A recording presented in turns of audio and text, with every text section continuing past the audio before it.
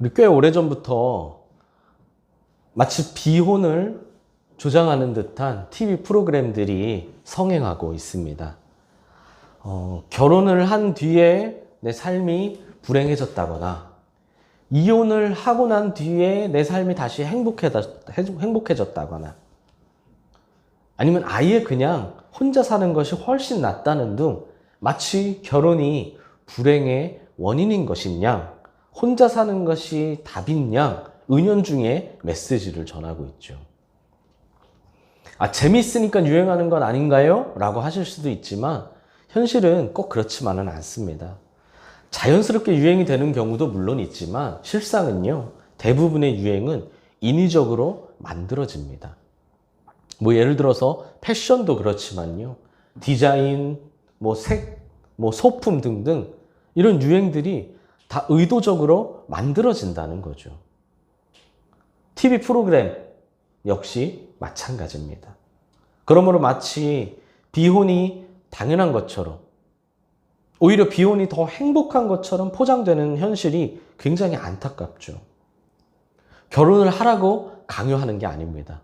오늘날은 그 어느 시대보다 개인의 선택과 방식이 존중받는 세상이죠. 그런데 점점 좀 이상해져 가고는 있다는 거예요. 뭔가요?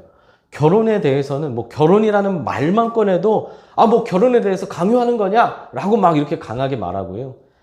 비혼이라는 걸 얘기를 하면 비혼은 마치 깨어있는 사람처럼 여겨지는 이런 풍토들이 점점 자리 잡고 있다는 거죠. 오늘 본문은요, 혼자 사는 삶에 대해 말하고 있습니다. 전도자는 2장에서부터 계속해서 자신이 해 아래에서 무언가를 봤다. 내가 이번에 이것을 봤다. 내가 이번에 이것을 봤다. 이렇게 말하고 있는데요. 오늘 본문에서 전도자가 본 건 자식도 형제도 친구도 없이 혼자 살아가는 사람이었습니다. 전도자는 그의 수고가 끝이 없다고 하죠. 그의 재물은 계속 쌓여가고 있지만 그는 재물로 만족하지 못하고 계속해서 일만 하고 있다고 합니다. 왜 그런가요? 만족함이 없기 때문이죠.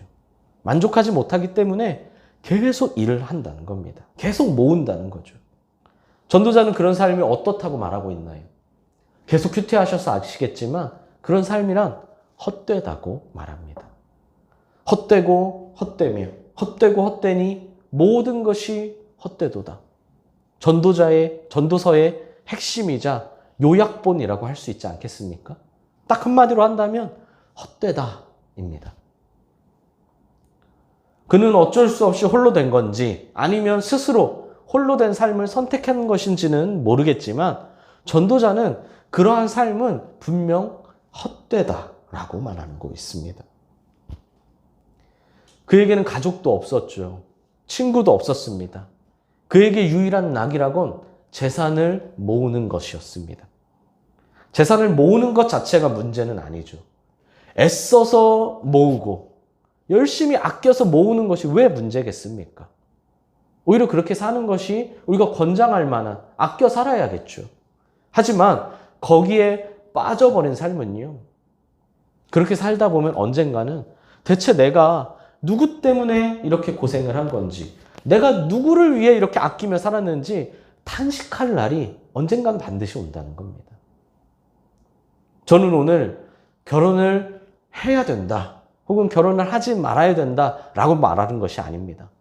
다만 소중한 사람들과의 관계는 뒤로 하고 엉뚱한 것을 쫓으며 사는 사람의 말로는 반드시 헛된 것이다 라는 말을 하고 있는 거죠. 사실 연말이 되니까 얼마나 많이 있습니까? 어떤 모임이다, 여행이다, 뭐다. 정작 가장 소중한 사람과의 관계는 뒤로 해놓고요, 엉뚱한 것에 마음을 뺏기는 사람들이 많다는 거죠. 본문에 등장한 사람에게 그 다른 것은요, 재산을 모으는 것이었습니다. 그는 재산을 모으는 데만 관심을 가진 나머지 사람들과의 관계를 등한시했고 끝내 그 관계를 저버리고 말았죠. 의도한 것이든 의도치 않은 것이든 결과적으로 그는 철저히 고립된 삶을 살게 되었습니다.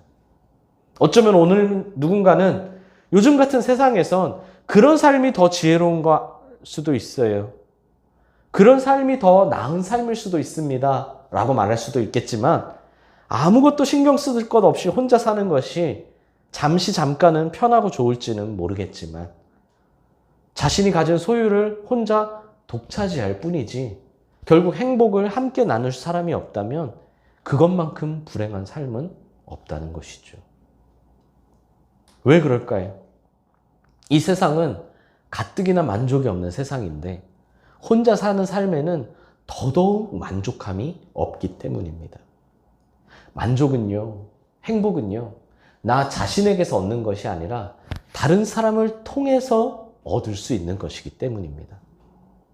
다른 이들과 동행할 때, 다른 이들을 위해서 살 때, 그때 행복과 만족이 나를 찾아오기 시작한다는 겁니다. 본문에 나오는 사람을 보십시오. 그는 끊임없이 수고하며 재산을 모았습니다. 그의 재산이 어떻게 됐을까요? 끊임없이 일만 했어요. 그 재산이 어떻게 됐을까요? 당연히 늘어났겠죠. 그의 재산은 갈수록 쌓였습니다. 없어질 거라고 생각하시나요? 아니죠. 점점 쌓이죠. 점점 쌓입니다. 본문에서 뭐라고 설명하나요? 부요하다라고 합니다. 부요하다. 그는 부자라고 불릴 만큼 부요해졌다는 거예요. 그러나 그는 자신이 가진 것에 만족하지 못했습니다. 본문이 뭐라고 하나요? 그의 눈이 족하게 여기지 않았다라고 합니다. 부요하지 않아서가 아니에요. 부요합니다. 물론 부요라는 것은 다 상대적이죠. 그러나 본문의 이 사람은요, 충분히 누구나 부자라고 인정받을 정도의 부를 쌓았습니다. 그러나 만족하지 못했죠. 어쩌면 상대적이기 때문에 더 만족하지 못했을 겁니다. 이것이 핵심이자 함정이기도 해요. 함정이라는 걸 아셔야 해요. 만족이 없다는 거죠. 잠언 전도서 5장 10절은 이렇게 말합니다. 제가 읽어보겠습니다. 은을 사랑하는 자는 은으로 만족하지 못하고 풍요를 사랑하는 자는 소득으로 만족하지 아니하나니 이것이 헛되도다. 은을 사랑하는 자는요, 뭘로 만족해야 하나요? 은으로 만족해야 하죠. 왜요? 은을 사랑하니까요. 근데 전도서는 말합니다. 은을 사랑하는 자는 은으로 만족할 수 없다고요. 풍요를 사랑하는 자는 당연히 소득으로 만족해야죠. 그러나 그걸로 만족할 수 없다고 합니다. 아무리 많은 것을 가지고 있어도 거기서 만족함을 느끼지 못하고 더 많은, 좀 더, 조금 더, 조금만 더 라고 갈급해 한다는 거죠. 이 말씀이 이해가 되시나요? 마음으로 깊이 인정이 되시나요? 이게 진짜 인정이 되시는 사람이 계시다면, 분이 계시다면 그분은요, 분명 행복하게 살 준비가 되어 있는 분입니다. 반대로 이 말씀이 납득되지 않는다면, 고개는 끄덕이지만 내 마음 깊숙한 곳에서 인정하지 못한다면 안타깝게도 아직 행복하게 살 준비가 덜 되었다는 증거죠. 아직 젊으니까 그럴까요? 아직 비교적 못 벌어서요? 아직 내 상황이 여의치 않아서요? 아니죠. 아직 다 주님 앞에 버리지 못했기 때문입니다. 오해하지 마셔야 할 건 이렇게 한 많은 세상이니, 이렇게 헛된 것이 가득한 세상이니 다 포기하고 자연인으로 살아라 라는 말이 아닙니다. 직장을 그만두고 사업을 접어라 라는 소리가 아니죠. 당연히 내 자리에서 최선을 다해야 합니다. 오늘 칼럼을 보십시오. 오늘 칼럼 적었지만요, 하찮은 일은 없습니다. 세상에 하찮은 일은 없어요. 내가 무슨 일을 하든요, 하다못해 청소하는 일을, 다른 사람의 구두를 닦는 일을 한다 하더라도요, 그 자리에서 전심으로 성실하게 일해야 합니다. 그것이 소중한 일이죠. 하찮은 일이란 없습니다. 하찮고 소중한 것은요, 결국 자기가 정하는 거예요. 다른 사람이 정해주는 것이 아니라요. 하지만 거기에 빠져버리면 안 된다는 것입니다. 오늘 두 개를 말하고 있어요. 칼럼과 설교가 조금 정반대의 것을 이야기하고 있어요. 왜냐하면 중심을 잘 잡기 위해서요. 성실하게 해야 됩니다. 하지만 거기에 빠져버려서는 안 된다는 거예요. 그게 1순위가 되어서도 안 되고요. 그게 내 전부가 되어서도 안 됩니다. 왜요? 지난주 목장, 지난주 칼럼에서 배웠듯이 우리에게 필요한 건 양손도 아니고요. 빈손도 아니고 한 손이기 때문이죠. 양손에 꽉 채워서 아무것도 못하지 말고요. 양손에 가득 채워서 뭐 이미 이렇게 가득 차 있으니 뭘 할 수 있겠습니까? 짐을 들고 있으면.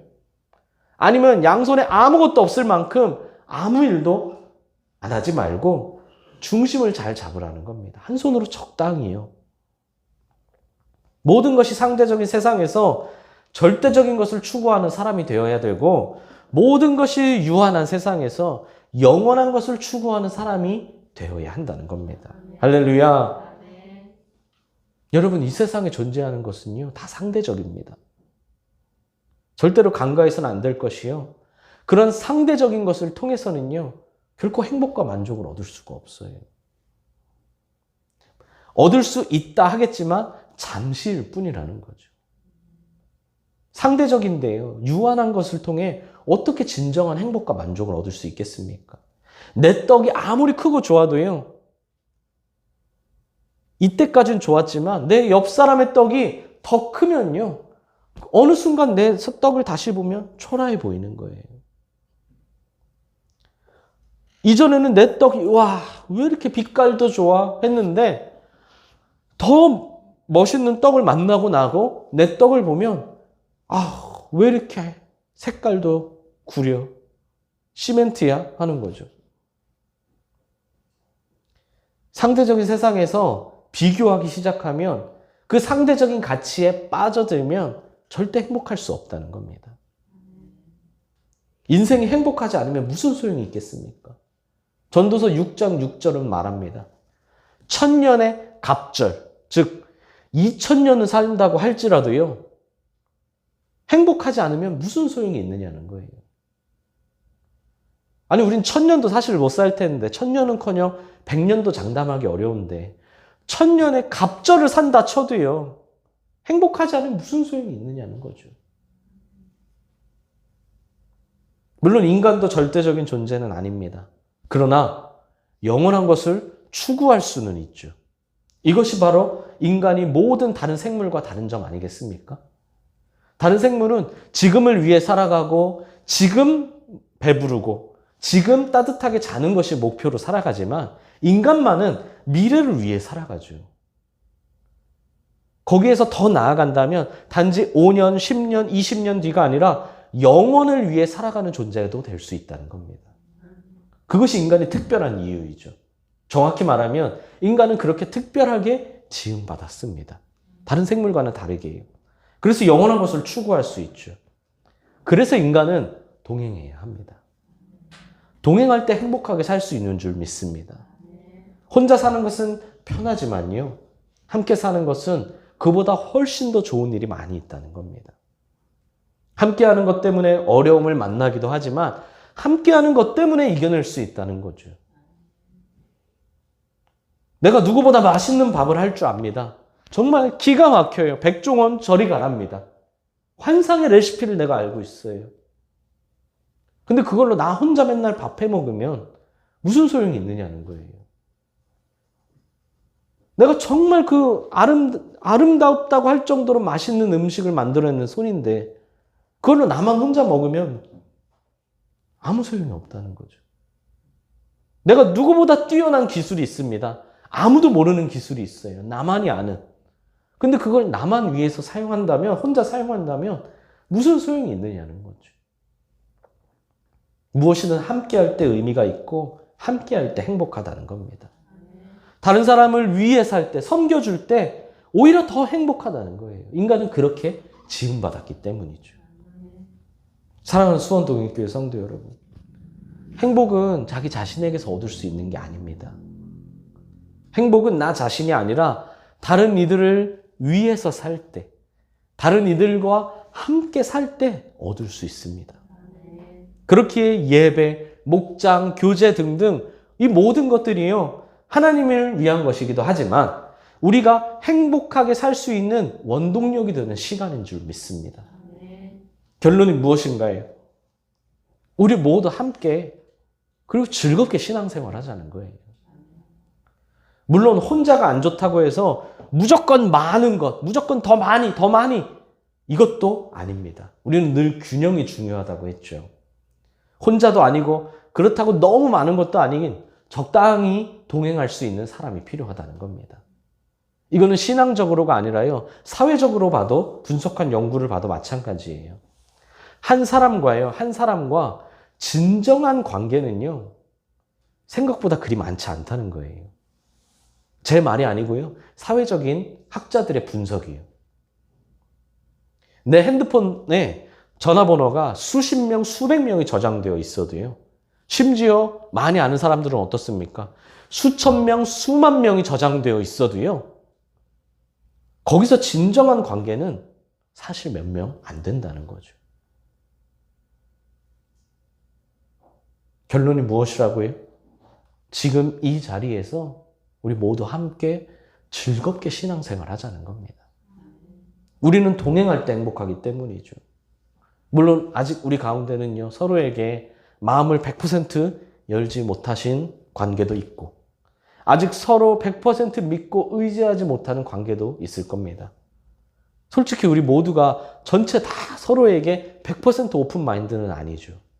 그러나 이제 코로나를 이기고 리스타트하는 시간을 통해 우리 하루하루 예배와 목장과 교제와 기도회와 이런 시간들을 통해 우리 모두는 반드시 그 누구보다 행복한 관계, 그 누구보다 믿고 의지할 수 있는 관계, 그 누구보다 사랑하는 관계가 될 줄 믿습니다. 영가족, 말만 그냥 영가족이 아니라 진정한 영가족이 될 수 있다는 겁니다. 반드시 그렇게 될 줄 믿습니다.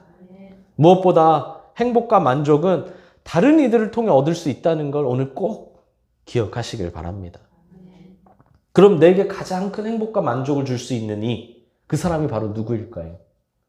물론 당연히 가족도 있고 친구도 있고 우리 영가족들도 있지만 가장 큰 행복과 만족은 우리 주님이 주시는 줄 믿습니다.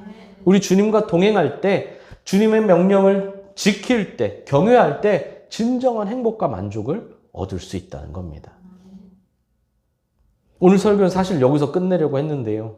높아심에 한 말씀만 더 드리겠습니다. 절대로 가족을 위한다는 명분으로 누구를 위한 거야, 누구를 위한 거야 라는 명분으로 집착하는 일이 없어야 돼요.